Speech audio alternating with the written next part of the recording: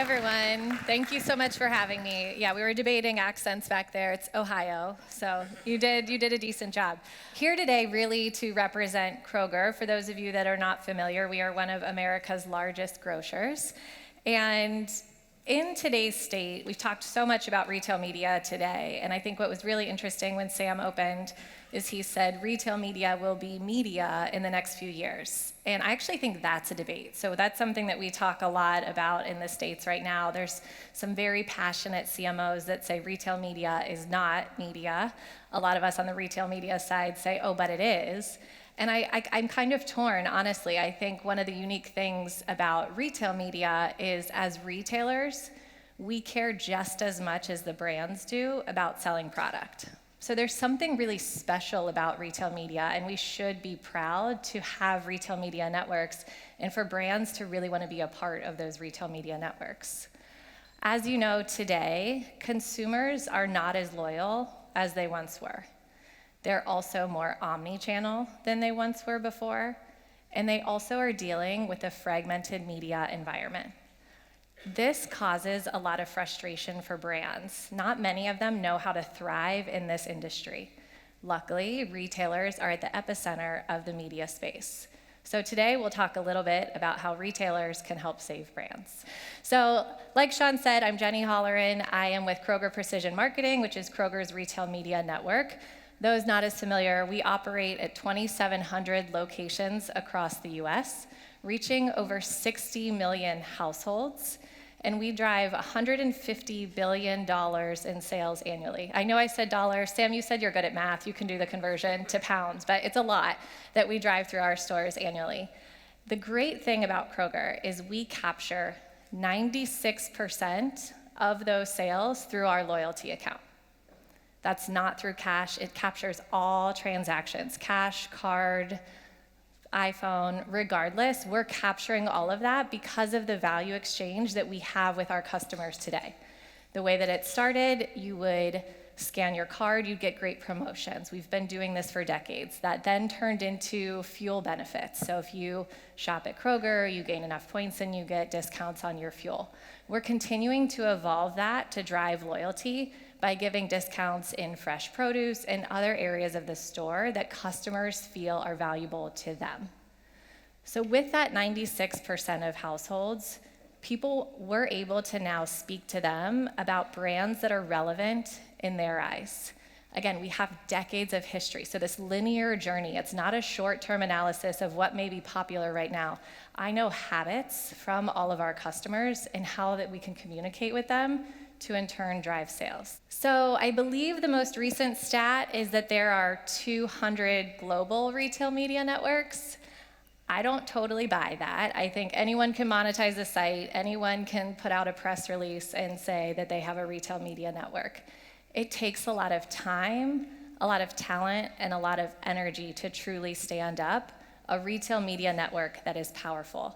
And a big piece of that is based on data. So I believe Jess said that earlier from the Very Group, where data is king. If you can have whatever creative you want, but if you don't have the data backing, you're not gonna drive the same value. And we wholeheartedly believe that at Kroger. So with Kroger, we have hundreds and hundreds of people behind KPM.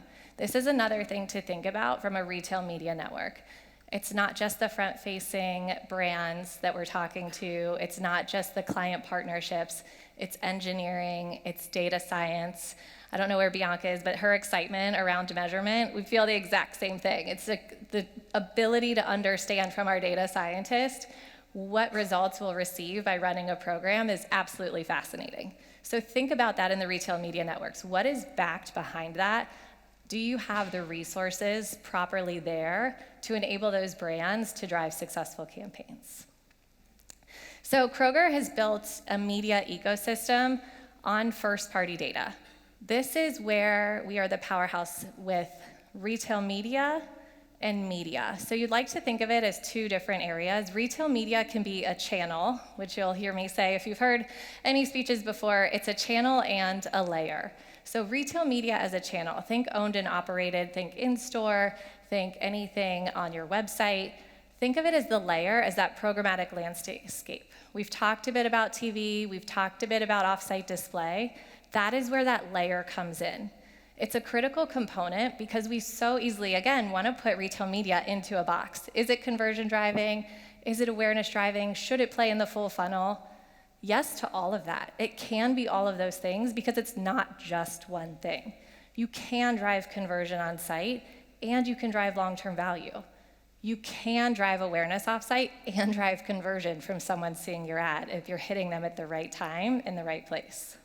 Over the last 7 years, KPM launched 7 years ago, we've learned quite a bit. So 3 things that I want to share with you today that we've learned over the years. First, gone are the days of shopper marketing is a tool to retarget customers. I think we all got into this habit of shopper was in store, shopper was just reaching someone, I know they made a purchase, I'm gonna reach back out to them. It's more than that. We can attract new buyers. Retail media can drive growth. And the data science behind that is really the powerhouse. We can understand who's new to brand, who's shopping the category but not your brand, who's lapsed and hasn't been in, but they're still in the store, they're just no longer purchasing your product. Who has an affinity to try new products? This is one of my favorite things that we look at. Anytime a brand is launching a new product, we know there's a subset of people that absolutely try innovation. That's me. The second I see something new, I'm like, I have to have it, I have to try that new flavor.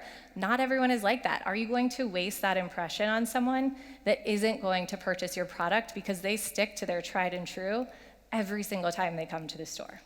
We also have data to back this. So we talked about on-site and off-site. We did a study of over 10,000 on-site display ads. 75% of the clicks impressions of those 10,000 ads came from new to brand.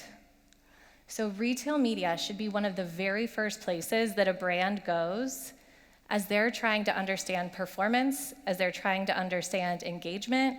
Instead of doing a wide spray of impressions, start with retail media, understand the performance, take that back to your organization.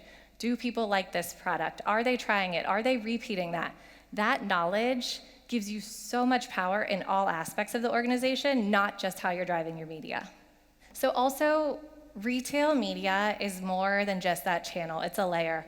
Ollie said earlier, objective-based briefing is critical. I couldn't agree more, Ollie. I absolutely love that. We so often are looking at, oh, here's a brief with a channel, here's a brief with a specific budget in mind. But when you're starting with that objective, that's where you can drive efficiencies with retail media. Demographic targeting is completely outdated. You are what you buy. It's the fact behind it. It doesn't matter my age, my gender, where I live. It matters what I'm purchasing.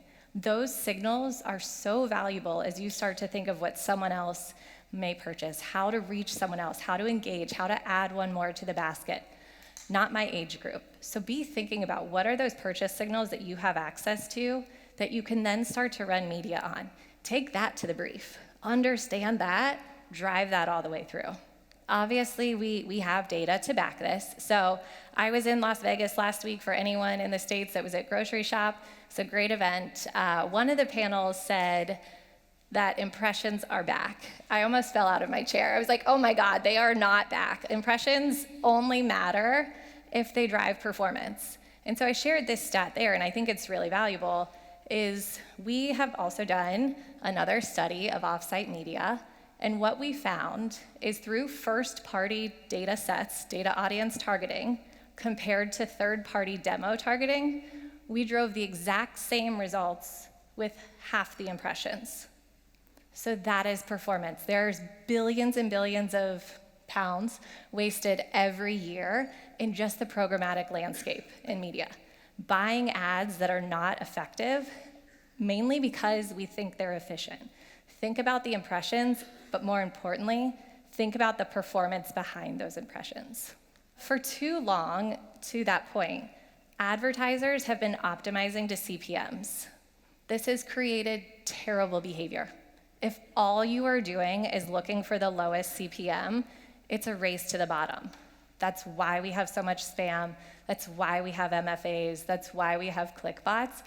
because we're optimizing for something that doesn't even drive results. We're literally saying, go for the cheapest, don't care what it does, we'll see what's out there.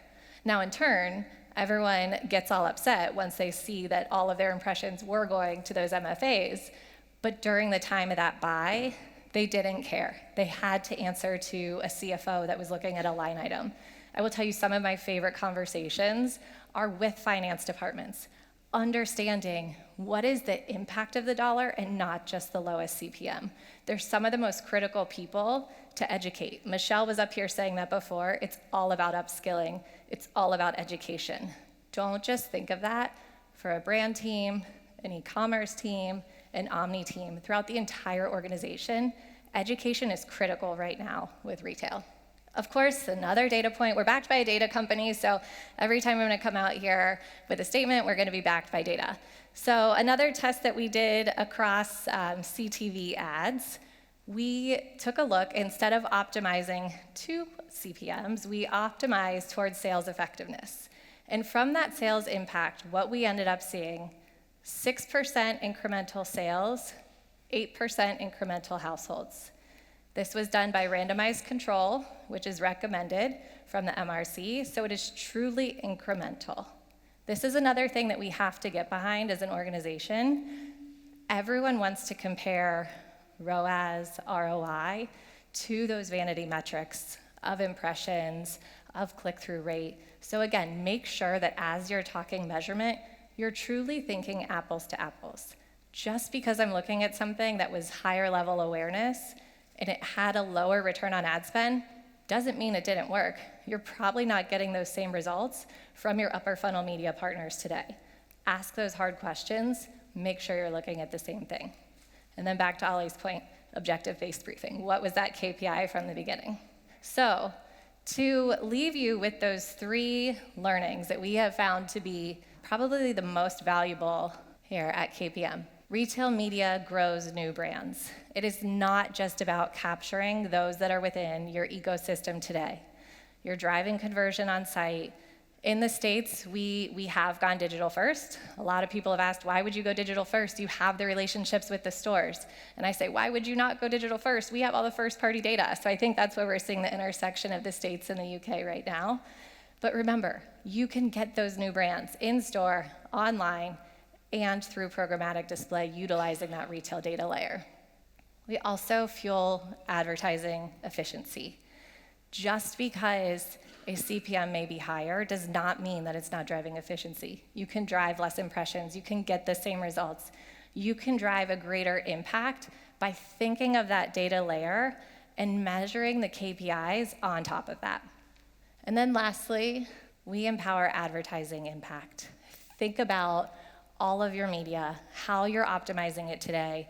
Challenge the agencies you're working with. Challenge the decades-old models, the silos that exist today, all the way from the finance team to the agency buying teams, to the social team, to the CTV team. I know there's so many teams to work with. We can bring them all together. We are the bridge that brings them together. Make sure you're having those challenging conversations, because this is gonna drive the greatest impact to your brands. And with that, thank you for having me.